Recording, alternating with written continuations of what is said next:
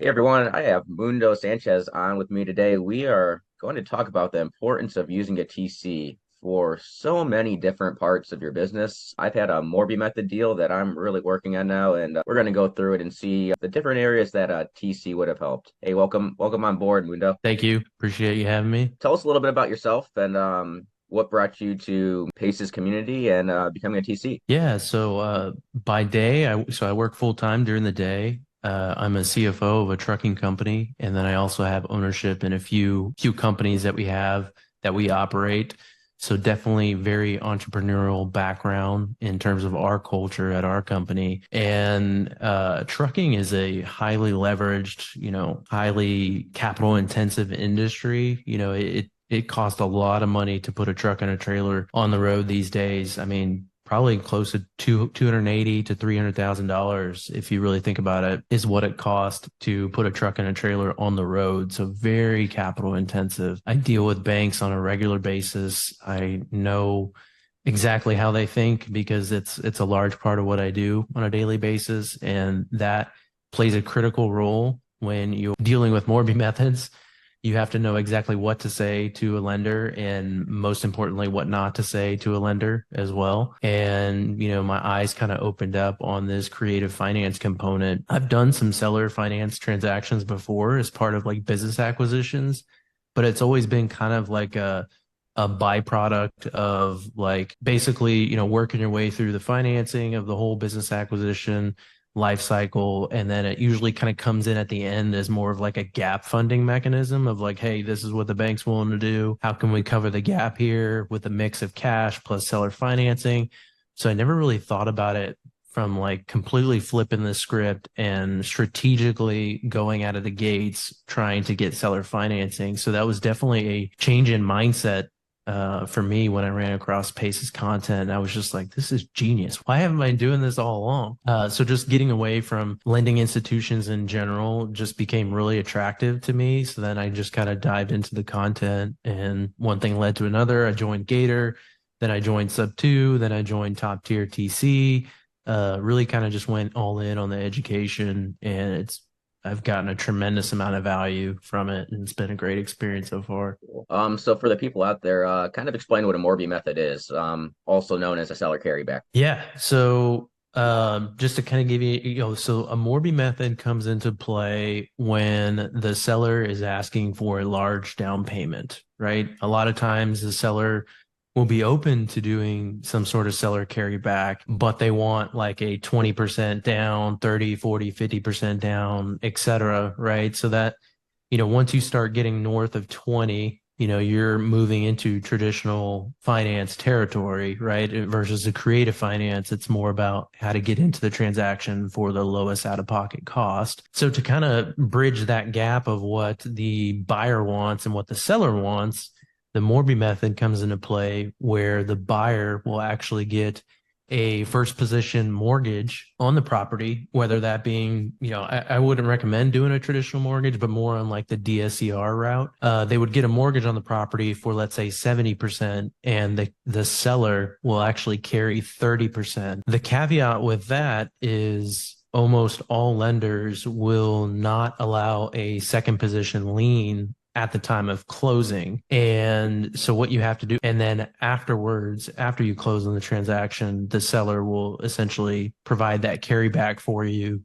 where you can recoup that capital. And then that creates the seller promissory note back to the seller. So that kind of in a nutshell, I mean, there's a lot of moving pieces to that. There's a lot of points in time where transaction can die within that whole life cycle process, but that kind of sums it up in a nutshell. Yeah, we'll hit a couple of those things through my transaction, as saying the wrong thing to the wrong person in the transaction can completely kill the deal. So, Yep. um, Then you'll have to go find a new lender. yep, and start the process all over. Then you're the seller starting asking you questions of like, what are you doing here? Why are you having to go find a lender? And then yeah, it gets into a sticky kind of mess. So really knowing what to say and what not to say is very critical. And one wrong word, it will kill your transaction, which is why so many fail. Yeah. So I'll run through the numbers of my deal and like how this is kind of a weird deal because it was an on-market property.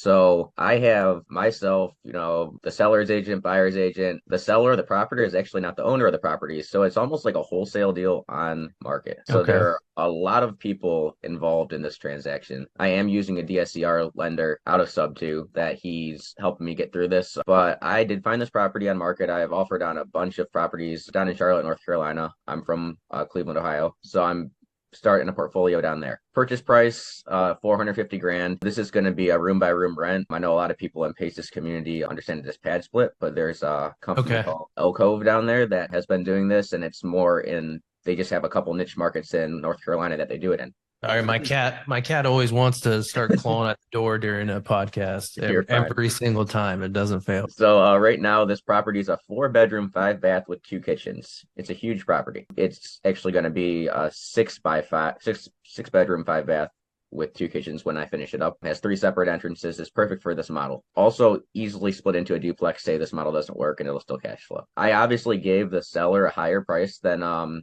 anybody else was giving to him, but the initial agreement was our initial contract was 450 grand purchase price, 70% used from a DSCR lender, 30% seller carry. And they were giving me an additional $25,000 for repairs, closing costs, whatever I needed. So that was the initial deal. We had some issues going back and forth that the deal fell out of contract before we even started to do any of the I pushed the lending through to underwriting.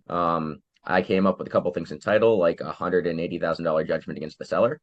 That was a big one. After going down and checking out the property, there was some mold that wasn't disclosed because I did put this under contract sight unseen. The one furnace didn't work, and there's huge furnace in this property because of the size of the property. So I'm like, okay, right there, I have essentially 15 to 20 grand of repairs that I was not ready for. Yeah. So I went back, renegotiated, got to the point where the seller decided not to take what I was willing to go to. And it wasn't so much the purchase price, it was more I was trying to get additional seller financing because I'm trying to get into this deal low out of pocket. So we get into this point where there was about a 5 day lull.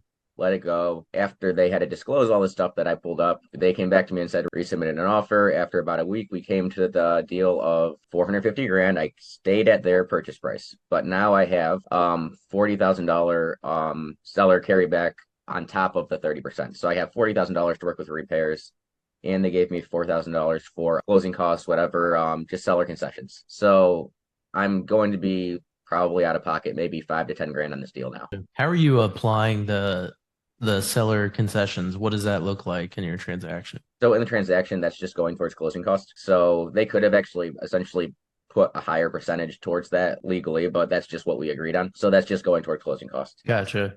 Gotcha. Yeah, one thing I've considered doing going forward in a Morby method is having the seller any sort of concession like that apply towards buying down the rate, which obviously would produce, a lot more cash flow, especially in this environment. Getting a Yeah. mortgage is pretty expensive, and I mean, it could really save you a lot of money. So that's something that I didn't do on the last one I did. I wish I would have done, but that's probably something I'm going to try to go for going forward because a lot of the on market properties I look at, if you scroll down, look at the buyer, the fine print, it'll say, buyer commission 2.5% or 3%. Well, I'm not using an agent. So what I'll do is negotiate that and say, hey, I noticed you had a buyer commission. I'm representing myself on the deal. Can we take that 2.5 or 3% and apply that to a rate buy down? And, obviously that'll help my numbers and help my long-term cash flow and end up saving, thousands down the road. So that's definitely something that I'll probably look at doing next time. Yeah, I have thought about that. My whole goal of this is to get in. It's still going to cash flow great, just to get in low out of pocket because I'm scaling right now. So that's why I decided to put everything I could towards, Yep. Initially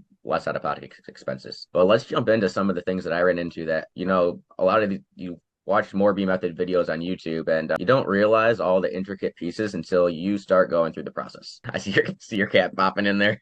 Yeah.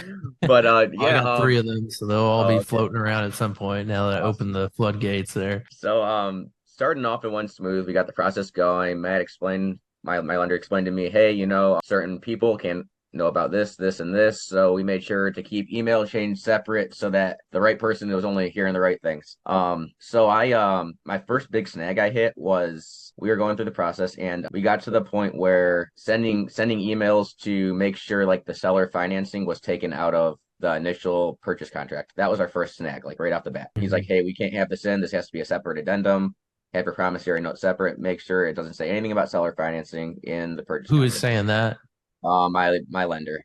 Oh yeah. Yeah, no, it's definitely, and that's, it sounds like you had someone who was maybe willing to work with you, or I don't know if he ended up having to find a different lender, but there's some lenders where they see that and they're like, okay, we're done. We're not Yeah. moving forward. Obviously, this isn't something we do, and it's dead. And then even if Yep. you do get it removed, they're always going to have that lingering thought in the back of Yeah. their head of like, what is this guy trying to do? Yeah. So I will say going to a lender that understands Morby method and is part of the community, that's a big help with getting through this whole deal. I mean, it could have died right there. Absolutely. Luckily, I'm dealing with a seller that understands creative finance, so he understood this process, what I was trying to do before we even went under contract. Nice. They also used an attorney down there that I had used their attorney because they do a lot of work together. Something that I is been tough. I would have rather used somebody that I have. And in North Carolina, this is an attorney state, it's not a title state, so we're using an attorney to close. Gotcha. So that was the first snag, but we dealt with all that paperwork and everything was fine. And then we get to the point where a lot further down the road, we're dealing with. I was trying to use Pace and Abraham for my transactional lending, which is something that we have in Gator to use and gets us very affordable transactional lending. But they required bank statements. So they usually wouldn't do that, but they, sent over bank statements for us. So that was the next snag was, they did not like they had some stipulations on transactional lending as far as who's the money's coming from. So So let me ask you about that. Were they not on paper on the deal as far as JV or a member of the entity? Is that why? that's why, yes. So they weren't a JV, they weren't a member of the entity. So that was some of the stuff that had to come up. So they stated like, yeah, this is after it went to underwriting. So this is like, when it gets past my lender and he's the one that knows what's going on, but underwriting can't know what's going on. Yeah. So they're having some issues with this. Another thing that really stalled this deal was I'm putting this in an LLC, but it's a layered LLC. So I have a holding company over top of my LLC. So I guess that flags transaction, something I did not know before going through this transaction. Is that something that you've ran into or heard about? Yeah, it's pretty common, especially when you're trying to get a bank. I've been, not to sidestep too much, but I've been having trouble getting a bank account at Chase, and ultimately it comes down to incompetence of the people there. I mean, I'm gonna have to go to just another branch and find someone who understands what a holding company is. They're like, wait, Right. what do you? I've never heard of an LLC owning an LLC. I can't process this, and it's like, oh my gosh. But yeah, it's pretty common. What I've tried to do is having the operating agreement is me myself as being the 100% member. At the end of the day, at least in my personal corporate structure, I am 100%, as it all flows back at the end of the day in one way or another, it flows back to me from the holding company perspective. And then through any trust structure, but essentially I'm 100%, right? So what I do is I would put myself as the 100% member on it. And if they come back and ask questions, I'll just update the operating agreement and change it to the holding company as the 100% member. I'd be like, okay, no problem. I'll update it. And a lot of times you'll be surprised how many lenders just don't even read the operating agreement and they just look for, hey, your name's on it. Cool. Good to go. And that's been a method that hasn't caused me any problems. So that's typically what I do. And then if there's, like I said, if there's questions, I just assign it to, or not assign it. I just, update the operating agreement with the holding company and then kind of go through the process of it, explaining all that. Gotcha. Yeah, so we've had some issues with that. Now the next thing was, well, my transactional lender technically wasn't a partner of mine, so they wanted me to be 51% ownership of their LLC as well. Like I was supposed to own my transactional lending LLC. Like they had an issue with me bringing funds to the table because they weren't technically my funds. So that was the next snag. Yeah, yeah. That surprises me. I mean, from my experience, it really should be, if they have some sort of controllership requirement, it should really be on the entity that's taking title to the property, not necessarily, I think it really should have been the other way around where entity A is the title, what's taking title, and your transactional lender needed to be a member of that entity A is kind of, typically how it works. Yeah, I mean, I was thinking that like I was going to put them on my operating agreement. Yeah. not other way around. And then they also wanted a letter from my CPA saying that this wasn't going to affect my business operations. They also wanted a letter from the transactional lenders LLC saying that it wasn't going to affect their operating agreement. So at that point, my transactional lender is out. They're like, this is not what we signed up for. This isn't what we do. So now I'm in a sticky situation. All right. Yeah. Yeah. And So from do there, you have a transactional lender that backfilled this or? so what's really lucky for my situation right now is I do a lot of short-term, like 60-day PLM loans. And Okay. so I have had quite a bit of money out. And because this dragged on so long, one of my loans came back. So I had almost what I needed to put as a down payment for this property, which, originally with 30% down in closing costs, I'm looking at like 143 grand to close this deal, Yeah. and some odd change. Not many people, especially people that move money around a lot, have that just sitting in a bank account somewhere, especially liquid. Mhm. So I had some money come back. We're going through one of my other options. It got to the point where I could have either like partnered, they had somebody sponsor the deal with me and come in, but as a partner, but I would have had to give up like 50% ownership in the deal. I'm like, I did all this work. I'm close to close. And if I have to give up 50% of cash flow and the equity itself for legitimately just a sponsorship, not even helping anything financially, it's kind of, I'm like, well, that's not really going to be worth it to me. So those So, are the terms that you were finding is, sponsorship wanted 50%. Is that yes. kind of what you're saying? Man, I feel like the lending market, it's the private lending market has changed so much. I feel like there's been a lot of upward movement on Gator margins to where Yeah. now people are now asking for terms that are like, in my opinion, worse than getting a bank loan. It's like, oh, it's Right. so that's pretty crazy, 50% for a sponsorship deal. And I thought I Wow. would have been getting a little better deal just because, well, I did all the work and I qualified for this loan. Like it wasn't my credit. Like most people that take a loan sponsorship is because their credit sucks. They just need help Yeah. qualifying for the loan.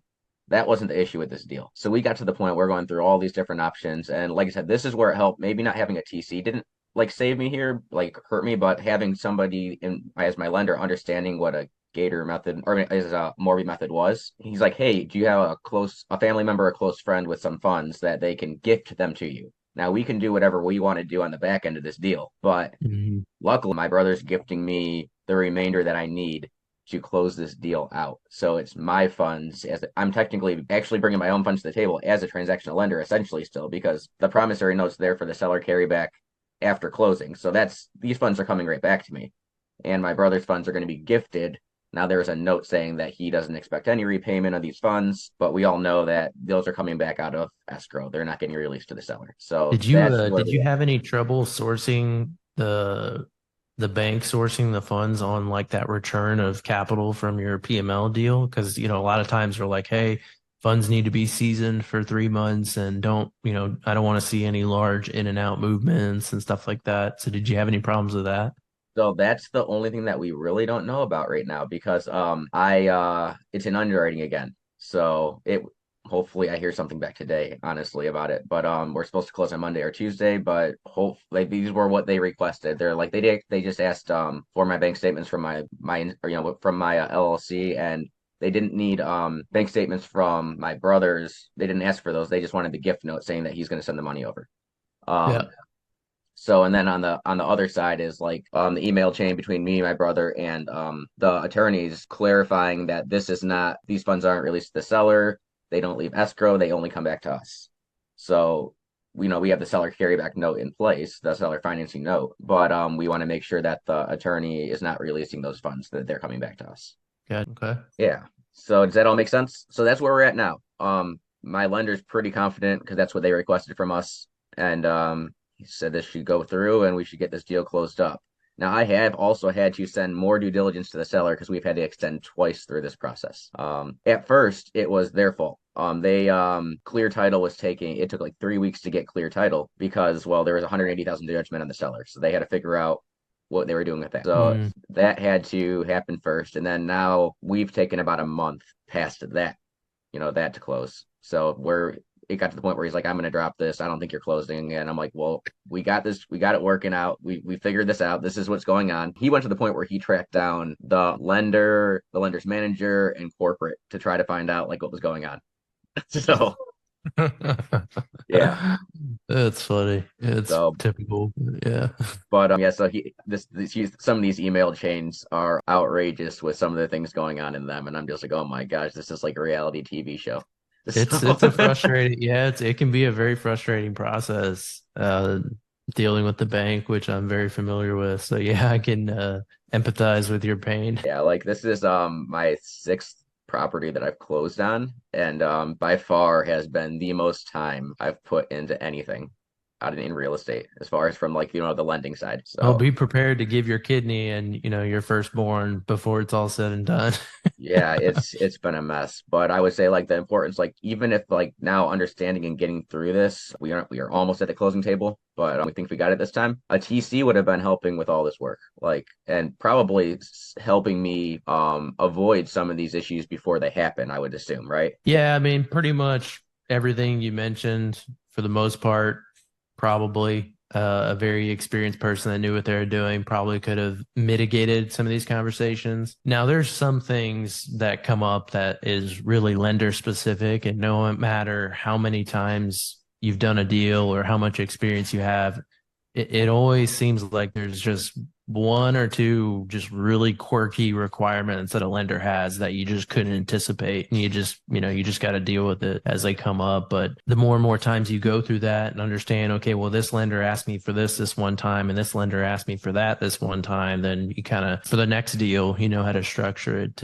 better. So, for example, one thing I wasn't aware of is that the lender that I used did a UCC1 search filing on my entity that was taking title. So I don't know what your opinion is on taking title in LLCs, whether it's like one property per LLC or multiple properties per LLC. But let's say, for example, you've been doing multiple Morby methods and you have multiple Morby method properties in one LLC. Well, in my case with that lender, when they would have went to do that UCC1 search, if I went the UCC1 route with a seller on a previous property, that would have came up and it probably would have killed the deal, right? But luckily I was taking title in a fresh LLC that was clean, that had nothing on it. So that was definitely something I wasn't anticipating. Luckily for me, that wasn't a problem. But if I had done other UCC1 carryback deals in that same entity, I would have had problems. And that came up the day before closing too. So it's like, what are you going to do? I mean, how are you going to pivot? And, the seller's already antsy, similar to your situation. I had one that dragged out for 75 days. And, at that point, the seller's like, can this guy even close? Like, what's Yep. going on? And, so anything that comes up at the last minute, they're just like, they're ready to walk away. Yeah. Right. Here's another hurdle and we're just never going to get to the finish line. Yeah, definitely. And yeah, as far as the LLCs go, and that's another thing I guess I kind of missed on this deal was I would say that with the LLCs, my LLC I'm using is new. It started in May, and I haven't really done a lot in it yet. It's another thing they wanted from my CPA was they wanted a letter stating that I've been doing real estate in an LLC for over 12 months. So luckily one of my other LLCs met that requirement, like that I'm Yeah. 100% owner of. That's And that's a good example because I yeah. haven't heard that requirement. So So that that would have been new to me. And like with DSCR lenders, they source these to all different kind of investors. So it's not like they have one person that they're extending all their loans to. So Yeah. And a um lot of times the DSCR lenders, they have, products that are new investor friendly. So you don't necessarily have to have experience with a lot of them, but that probably does play a factor into your rate.